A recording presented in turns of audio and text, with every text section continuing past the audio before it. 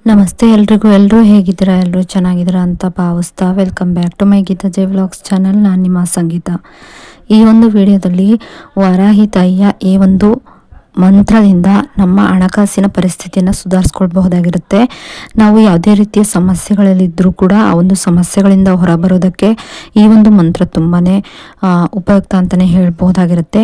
ಹಾಗಿದ್ರೆ ಆ ಒಂದು ಮಂತ್ರ ಯಾವುದು, ಅದನ್ನು ಎಷ್ಟು ಬಾರಿ ಯಾವ ಸಮಯದಲ್ಲಿ ಪಠಿಸಬೇಕಾಗುತ್ತೆ, ಅದಕ್ಕೆ ಇರುವಂತಹ ನಿಯಮಗಳೇನು, ಹಾಗೆ ಆ ಒಂದು ಮಂತ್ರವನ್ನು ಯಾವ ದಿಕ್ಕಿಗೆ ಕೂತು ಯಾವ ವಸ್ತ್ರವನ್ನು ಧರಿಸಿ ಪಠಿಸಿದ್ರೆ ತುಂಬಾ ಒಳ್ಳೆಯ ಫಲಗಳನ್ನು ನಿರೀಕ್ಷಿಸಬಹುದು ಅನ್ನೋದಾದರೆ ಎಲ್ಲವನ್ನೂ ಕೂಡ ಈ ಒಂದು ವಿಡಿಯೋ ಮೂಲಕನೇ ತಿಳಿಸ್ಕೊಡ್ತಿದ್ದೀನಿ. ವಿಡಿಯೋವನ್ನು ಎಲ್ಲೂ ಕೂಡ ಸ್ಕಿಪ್ ಮಾಡದೆ ನೋಡೋದ್ರಿಂದ ಇದ್ರ ಬಗ್ಗೆ ಸಂಪೂರ್ಣವಾದ ಮಾಹಿತಿಯನ್ನು ನೀವು ತಿಳ್ಕೊಬಹುದಾಗಿರುತ್ತೆ. ಹಾಗೆ ಈ ಒಂದು ಮಂತ್ರವನ್ನು ಪಠಣೆ ಮಾಡ್ತಾ ನಿಮ್ಮ ಜೀವನದಲ್ಲಿರುವಂತಹ ಯಾವುದೇ ರೀತಿಯ ಹಣಕಾಸಿನ ತೊಂದರೆಗಳಿದ್ರೂ ಕೂಡ ದೂರ ಮಾಡ್ಕೋಬಹುದಾಗಿರುತ್ತೆ. ಹಾಗೆ ಅರ್ಧಕ್ಕೆ ನಿಂತು ಹೋಗಿರುವಂಥ ಕೆಲಸಗಳು ಕೂಡ ಮುಂದುವರಿಬೇಕು, ಅದರಲ್ಲಿ ಯಶಸ್ಸು ಸಿಗಬೇಕು ಅನ್ನೋದಾದರೆ ಈ ಒಂದು ಮಂತ್ರ ತುಂಬಾ ಸಹಾಯ ಮಾಡುತ್ತೆ ಅಂತಲೇ ಹೇಳ್ಬಹುದಾಗಿರುತ್ತೆ. ಇನ್ನು ವಾರಾಹಿ ತಾಯಿಗೆ ಪಂಚಮಿ, ಅಷ್ಟಮಿ, ನವಮಿ ದಿನಗಳಲ್ಲಿ ತುಂಬಾನೇ ಹೆಚ್ಚು ಒಳ್ಳೆಯ ದಿನಗಳಾಗಿರೋದ್ರಿಂದ ಆ ಒಂದು ದಿನಗಳಲ್ಲಿ ನಾವು ಮಂತ್ರಗಳನ್ನು ಪಠಣೆ ಮಾಡೋದಕ್ಕೆ ಶುರು ಮಾಡೋದಾಗ್ಲಿ ಅಥವಾ ವ್ರತಗಳನ್ನು ಪೂಜೆಗಳನ್ನು ಮಾಡೋದಕ್ಕೆ ಶುರು ಮಾಡಬಹುದಾಗಿರುತ್ತೆ. ಇನ್ನು ಒಂದು ರೀತಿಯ ಮಂಡಳದ ರೀತಿಯಲ್ಲಿ ನೀವು ಏನಾದರೂ ಪೂಜೆ ವ್ರತಗಳನ್ನು ಮಾಡಬೇಕು ಅನ್ನೋರು ಕೂಡ ಮಾಡಬಹುದಾಗಿರುತ್ತೆ. ಇಲ್ಲ ಅಂದರೆ ಮಂಗಳವಾರ, ಗುರುವಾರ, ಶುಕ್ರವಾರ ದಿನಗಳಲ್ಲೂ ಕೂಡ ಈ ಒಂದು ವಾರಾಹಿ ತಾಯಿಯ ಮಂತ್ರ ಅಥವಾ ವ್ರತ ಪೂಜೆಗಳನ್ನು ಮಾಡೋದಕ್ಕೆ ನೀವು ಶುರು ಮಾಡಬಹುದಾಗಿರುತ್ತೆ. ಇನ್ನು ನಾವು ಅಮಾವಾಸ್ಯೆ, ಹುಣ್ಣಿಮೆ ದಿನಗಳಲ್ಲೂ ಕೂಡ ಮಾಡೋದ್ರಿಂದ ಹೆಚ್ಚಿನ ಫಲಗಳನ್ನು ಹಾಗೆ ಬೇಗನೆ ಶೀಘ್ರವಾಗಿ ನಾವು ಫಲಗಳನ್ನು ನೋಡಬಹುದಾಗಿರುತ್ತೆ. ಇದೆಲ್ಲದಕ್ಕಿಂತ ಹೆಚ್ಚಾಗಿ ನಿಮಗೆ ಬೇಗನೆ ಫಲಗಳನ್ನು ಸಿದ್ಧಿಸ್ಕೋಬೇಕು ಅನ್ನೋದಾದರೆ ಗ್ರಹಣದ ಸಮಯದಲ್ಲಿ ನೀವು ಈ ಒಂದು ಮಂತ್ರಗಳನ್ನು ಪಠಿಸೋದ್ರಿಂದ ನಾವು 1000 ಪಟ್ಟು ಹೆಚ್ಚು ಆ ಮಂತ್ರವನ್ನು ಪಠಿಸಿದಷ್ಟು ನಮಗೆ ಒಂದು ಫಲಗಳು ಬೇಗನೆ ಸಿದ್ಧಿಯಾಗುತ್ತೆ ಅಂತಲೇ ಹೇಳ್ಬೋದು. ಇದೆಲ್ಲದಕ್ಕಿಂತ ಮುಂಚೆ ನಿಮ್ಮ ಮೈಂಡ್ ಸೆಟ್ಟನ್ನು ಪಾಸಿಟಿವ್ ಆಗಿ ಇಟ್ಕೊಬೇಕು, ನಿಮ್ಮ ಮನಸ್ಸನ್ನು ಕೂಡ ಪಾಸಿಟಿವ್ ಆಗಿ ಇಟ್ಕೊಬೇಕು. ನೀವು ಈಗಾಗಲೇ ಪಾಸಿಟಿವ್ ಆಗಿ ಹೇಳ್ಕೊಂಡ್ಬಿಟ್ಟಿದ್ದೀವಿ ನಾವು, ಆಮೇಲೆ ಸುಮ್ಮನೆ ಇದು ಆಗುತ್ತೋ ಆಗಲ್ವೋ ಅನ್ನೋ ಅನುಮಾನ ಇಟ್ಕೊಂಡ್ರೆ ಗ್ಯಾರಂಟಿ ಅದು ಯಾವುದೂ ಆಗೋದಿಲ್ಲ. ನೀವು ಆಗುತ್ತೆ ಅನ್ನೋ ನಂಬಿಕೆನ ಇಟ್ಕೊಬೇಕು. ಈಗ ಆಲ್ರೆಡಿ ಆಗಿದೆ ಅನ್ನೋ ರೀತಿಯಲ್ಲಿ ನೀವು ಫೀಲ್ ಮಾಡಬೇಕು, ಅದೇ ರೀತಿ ಯೋಚನೆ ಮಾಡಬೇಕಾಗುತ್ತೆ.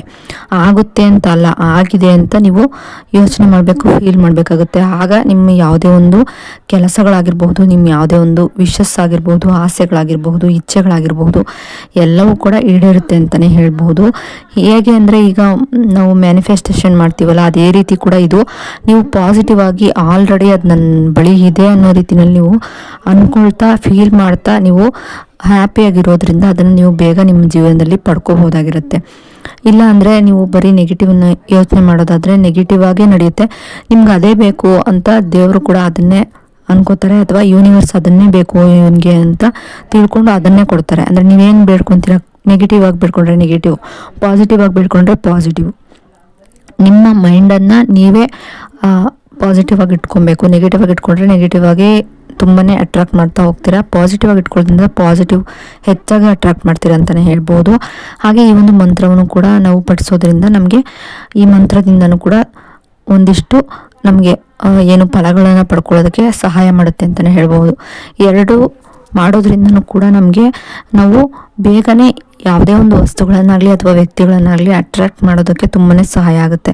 ನೀವು ಒಂದನ್ನೇ ಮಾಡ್ತೀನಿ ಅಂದರೆ ಅದಕ್ಕೆ ಇಷ್ಟು ಅಂತ ನಿಯಮ ಇರುತ್ತೆ, ಅಷ್ಟು ನೀವು ಜಪ ಮಾಡಬೇಕಾಗುತ್ತೆ. ಅಷ್ಟು ಜಪನ ಪ್ರತಿನಿತ್ಯವೂ ಕೂಡ ನಿಮ್ಮ ಒಂದು ನಿಮಗೆ ಅದು ವಾಕ್ಸಿದ್ಧಿ ಆಗಿರ್ಬೋದು, ಅಥವಾ ನಿಮಗೆ ಅಂದ್ಕೊಂಡಿದ್ದನ್ನು ನೀವು ಅಂದ್ಕೊಂಡಿದ್ದನ್ನು ಪಡ್ಕೊಳ್ತೀವಿ ಅಂದರೆ ಈಗ ನೀವೇನಾದರೂ ಮನಸ್ಸಲ್ಲಿ ಅಂದ್ಕೊಂಡ್ರೆ ಅದು ನಡೆಯುತ್ತಲ್ಲ, ಅದು ನಿಮಗೆ ಸಿದ್ಧಿಸ್ಬೇಕು ಅನ್ನೋದಾದರೆ ಮಂತ್ರಗಳನ್ನು ತಪ್ಪದೆ ಪ್ರತಿನಿತ್ಯವೂ ಕೂಡ 108 ಬಾರಿ ಪಠಿಸಲೇಬೇಕಾಗುತ್ತೆ. 108 ಬಾರಿ ಪ್ರತಿನಿತ್ಯವೂ ಕೂಡ ನೀವು ಅಂದ್ಕೊಂಡಿದ್ದಾನೆ ಏನಾದರೂ ಹೇಳಿದ್ದದ್ದು ಆಗುತ್ತೆ ಅನ್ನೋದಾದರೆ, ಅಂದರೆ ಈಗ ಎಕ್ಸಾಂಪಲ್ ಆಗಿ ನೀವೇನೋ ಒಬ್ರಿಗೆ ಹೇಳ್ತೀರಾ ಅದಾಗುತ್ತೆ, ಅದು ಇದೇ ರೀತಿ ನೀವು ಇನ್ನೂ 3-4 ಜನಕ್ಕೆ ಹೇಳಿರ್ತೀರ, ಅದೇ ಥರ ನಿಮಗೆ ನೀವು ಹೇಳಿರೋದು ಆಗ್ತಾ ಹೋಗುತ್ತೆ. ಅಂದರೆ ಆಗ್ತಾ ಹೋಗುತ್ತೆ ಅಂದರೆ ನೀವು ಏನು ಮಂತ್ರಸಿದ್ಧಿನ ಮಾಡ್ಕೊಂಡಿರ್ತೀರ ಅದು ಸಿದ್ಧಿಸಿದೆ ಅಂತ ಅರ್ಥ. ನೀವೇನೇ ಹೇಳಿದ್ರು ಕೂಡ ಅದು ನಡೆಯುತ್ತೆ ಅಂತ ಅರ್ಥ. ಹಾಗೆ ನಡಿಬೇಕು ಅಂದರೆ ನೀವು ಈ ಮಂತ್ರಗಳನ್ನ 108 ಬಾರಿ ಪ್ರತಿನಿತ್ಯವೂ ಕೂಡ ತಪ್ಪದೆ ಪಠಿಸ್ಬೇಕಾಗುತ್ತೆ.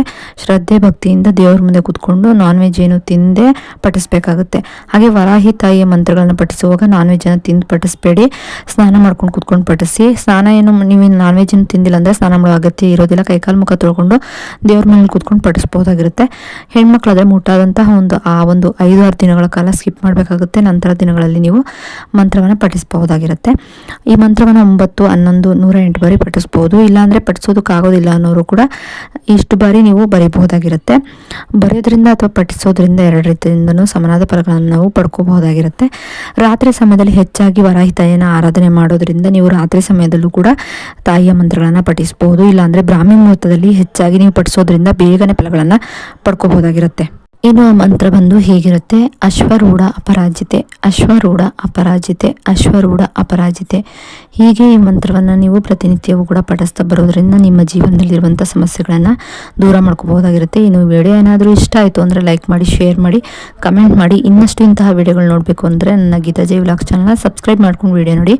ಸಬ್ಸ್ಕ್ರೈಬ್ ಪಕ್ಕ ಬೆಲ್ಲೈಕನ್ ಬಟನ್ ಇರುತ್ತೆ, ಅಲ್ಲಿ ಆಲ್ ಆಪ್ಷನ್ ಮೇಲೆ ಕ್ಲಿಕ್ ಮಾಡಿದ್ರೆ ನಾನು ಯಾವುದೇ ರೀತಿ ಹೊಸದಾಗಿ ವಿಡಿಯೋ ಮಾಡಿ ಅಪ್ಲೋಡ್ ಮಾಡಿದ್ರೂ ಕೂಡ ನಿಮಗೆ ನೋಟಿಫಿಕೇಶನ್ ಮೂಲಕ ಮೊದಲು ಬಂದು ತಲುಪುತ್ತೆ. ಆಗ ನೀವು ನನ್ನ ವೀಡಿಯೋಗಳನ್ನ ಮಿಸ್ ಮಾಡದೆ ನೋಡಬಹುದಾಗಿರುತ್ತೆ. ಹಾಗೆ ಮತ್ತೊಬ್ರಿಗೂ ಕೂಡ ಕಷ್ಟದಲ್ಲಿರೋರಿಗೆ ಶೇರ್ ಮಾಡಬಹುದಾಗಿರುತ್ತೆ.